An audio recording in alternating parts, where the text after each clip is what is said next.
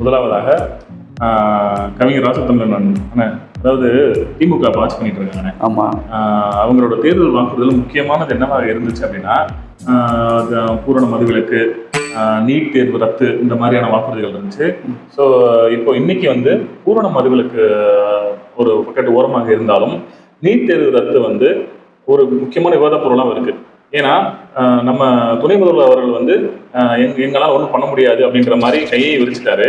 So ஆனாலும் இன்னைக்கு சட்டமன்றத்தில் முதல்வர் அவர்கள் நீட் தேர்வால கிராமப்புற மாணவர்கள் பாதிக்கப்படுகிறாங்க அப்படின்னு சொல்லியிருக்காரு. இந்த பொய்யான வாக்குறுதிகளை கொடுத்து ஆட்சிக்கு வந்துட்டாங்க.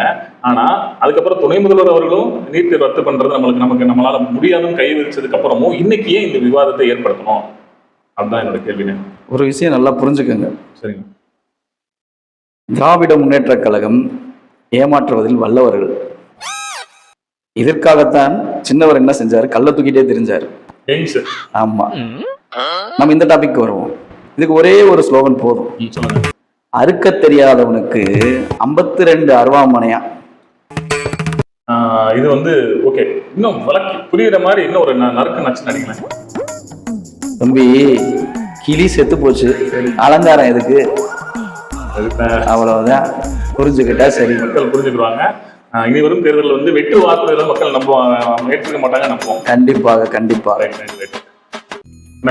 அடுத்து முக்கியமான ஒரு சம்பவம் என்ன அப்படின்னா, நேற்று வகுப்பு வாரிய சட்ட மசோதா நேற்று மக்களவையில் ஏற்றிட்டாங்க. இன்னைக்கு மாநிலங்களும் ஏற்றி முடிச்சிட்டாங்க. ஆனா நம்ம புதுசா கட்சி ஆரம்பிச்சிருக்காங்கல்ல, தமிழக வெற்றி கழகம், அவங்க நேற்று ஒரு அறிவிப்பு போட்டிருந்தாங்க. என்ன அப்படின்னா, அந்த வகுப்புவாத சட்ட மசோதாவை திரும்ப பெற வலியுறுத்தி கண்டன ஆர்ப்பாட்டம் அப்படின்னாங்க. இன்னைக்கு அது தொடர்பாக பனையூர்ல அவங்க அலுவலகத்திலையும் ஒரு ஆர்ப்பாட்டம் நடத்தி முடிச்சிட்டாங்க. இது சம்பந்தமா நம்ம நேயர்களுக்கு ஒரு சின்ன தம்பி, பனையூர்ல பந்தி முடிஞ்சிருச்சு, பாயும் போட்டு முடிச்சுட்டாங்க. முடிஞ்சதுக்கு அப்புறம் கையில அர்ச்சனையோட போய் நின்று இருக்கிறதுல என்ன பிரயோஜனம்? சரியா சொன்னீங்க தம்பி விஜய், உங்க நடிப்புக்கு அளவே இல்லையா? ஆனா அடுத்து மிக முக்கியமான ஒரு டாபிக் என்ன அப்படின்னா, நம்ம அறநிலையத்துறை அமைச்சர் அண்ணன் சேகர் பாபு அவர்கள் சட்டமன்றத்துல இது ஒரு ஆன்மீக ஆட்சி அப்படின்னு பெருமிதமா பேசியிருக்காருங்க.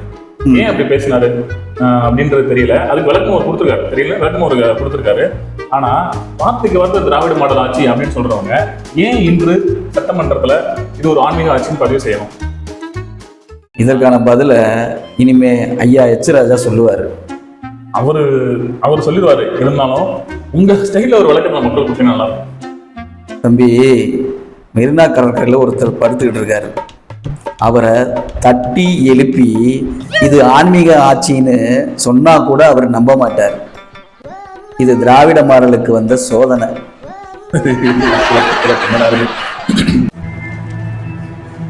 அடுத்து மிக முக்கியமானது என்ன அப்படின்னா, இந்திய பொருட்களின் மீது பரஸ்பர வரி விதிப்பு 27% ட்ரம்ப் வரியை விதிச்சிருக்காரு.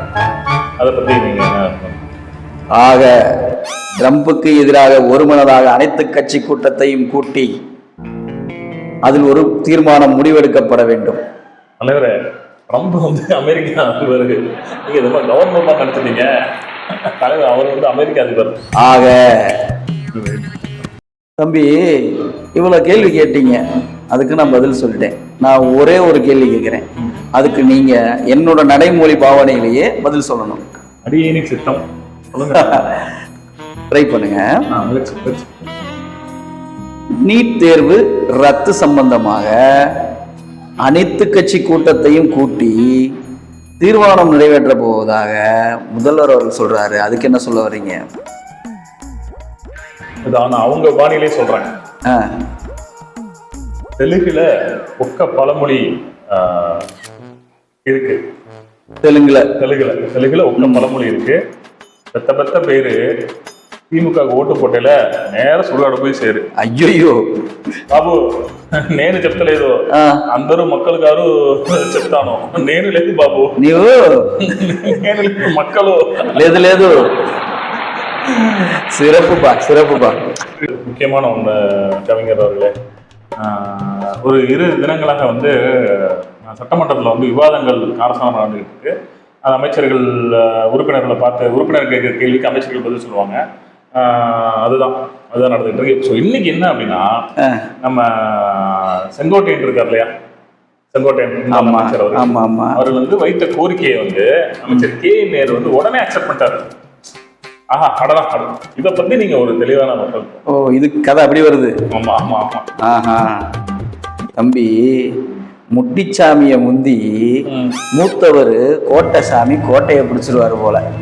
இதுதான் கதை. ஓஹோ, முட்டிச்சாமி. ஆமா. தெரியுது.